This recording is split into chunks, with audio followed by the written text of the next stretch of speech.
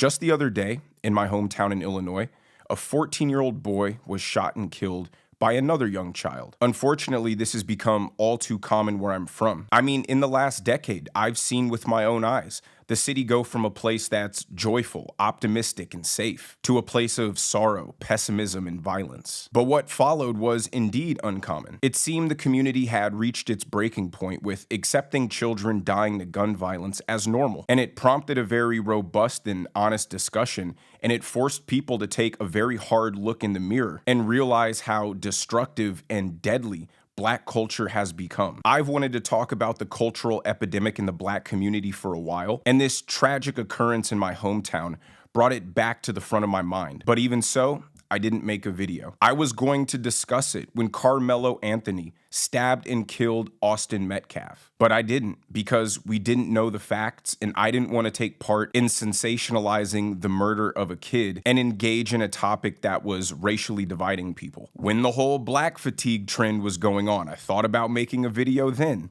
But I didn't, because from all of the videos that I saw about it, everyone covered what I would have said, and I didn't feel as if I could add any unique insight to that. But there was a video that I saw today on X, and it was the straw that broke the camel's back. I usually refrain from harping on the problems within the Black culture in an overly pessimistic way, because there's no point. We all know it's true. Even Black people know it's true. I can rattle off the common stats: 13% commits 50% of violent crimes, the per capita rate that we're on welfare, the number of children in single-parent households. But that's not important to this video, because we can just assume the premise is correct. The Black culture is in a really bad place. I'm a solution-based person, and I've always looked at the cultural problems through a lens of optimism, trying to find opportunities where I can help to improve the situation, rather than just pointing out what's wrong with it. It's like telling a fat person that they're fat, rather than trying to get them in the gym. But with the video I saw today, and just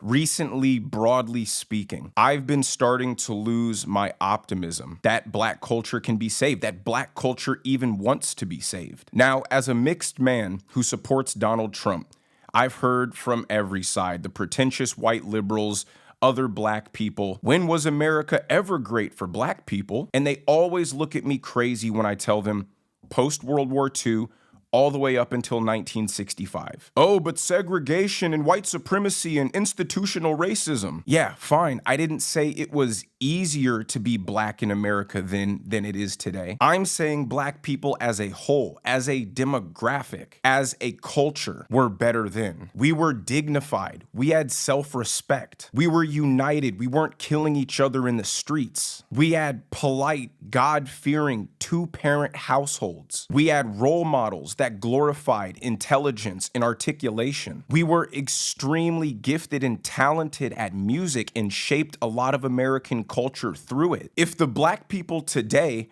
were the ones back then fighting for civil rights, we would have never gotten it. The argument then, which was a sympathetic one, is we are decent, civilized, God-fearing people, and we want to be part of decent, civilized, God-fearing society. And correct me if I'm wrong, but isn't the liberal argument that America today is a white supremacist country, is institutionally racist towards Black people, that today it's just as bad as the Jim Crow South? So if their argument is it's racist today and it was racist then they cancel each other out. So all you have left to compare is the culture. And the Black culture in the 40s, 50s, and 60s is vastly superior to what we have today. It has been 60 years since the Civil Rights Act was passed. 3 generations, and look what we have to show for it. Black culture today sullies the efforts of our ancestors. As soon as we got civil rights, what happened? We just started taking the government's money. Free urban housing, food stamps, welfare. The white man dangled some free stuff in front of our face, sold it as a type of reparation, and we fell for it and became lifelong government dependents. Lyndon Johnson even said, "We'll lose the Southern vote for a generation, but we'll gain the Black vote for 200 years. That's why I'm so perplexed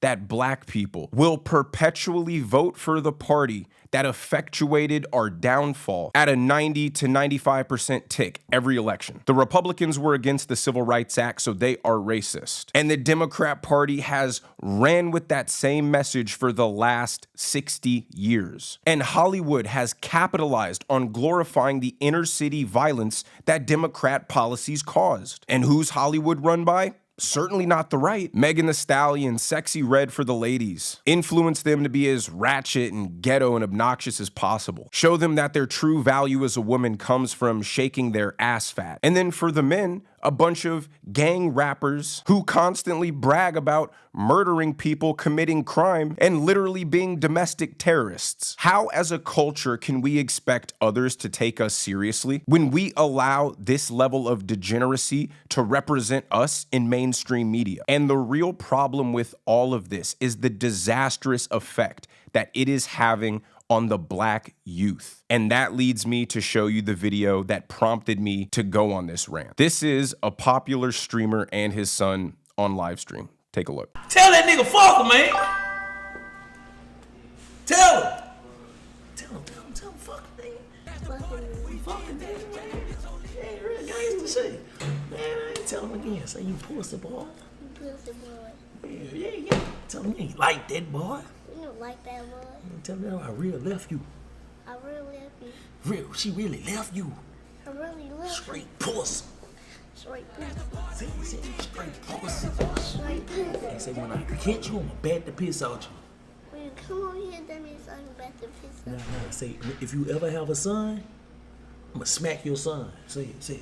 We ever have a son, I could smack your son. Yeah, straight up! Straight the fuck like that!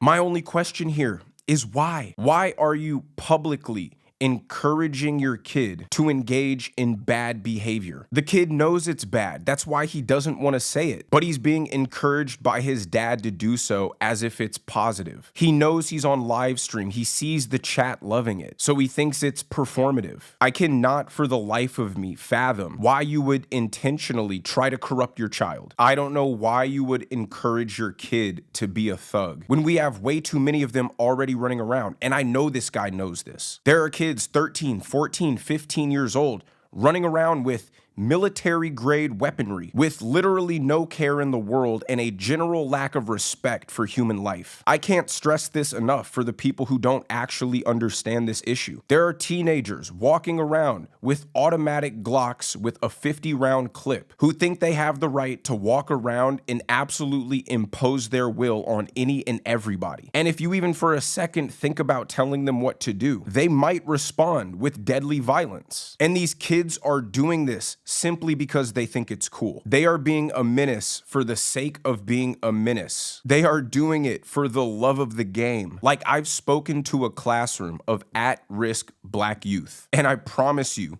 they just don't care. Least of all about you. And it's definitely not all of them. Some of them actually do care. Some of them actually do want to be positive, but they're peer pressured by bad influences. The only difference is usually when you're a teenager and you get peer pressured by a bad influence, it's to sneak out of your house and go to a party. In the black community, it's riding around swerving through traffic with assault rifles in the car. So while one peer pressure may lead to you getting grounded, the other involves you getting caught up in a shootout. And then we wonder why other races feel trepidatious around us. Well, look at what we put out into the world to represent ourselves. What else are people supposed to think when these rappers talk about how much they love killing people, and that this kind of music and message is platformed by the majority of black people? The stereotype Asians are good at math is harmless. The stereotype that black people love gang shit is much more consequential. If people hold the belief that black people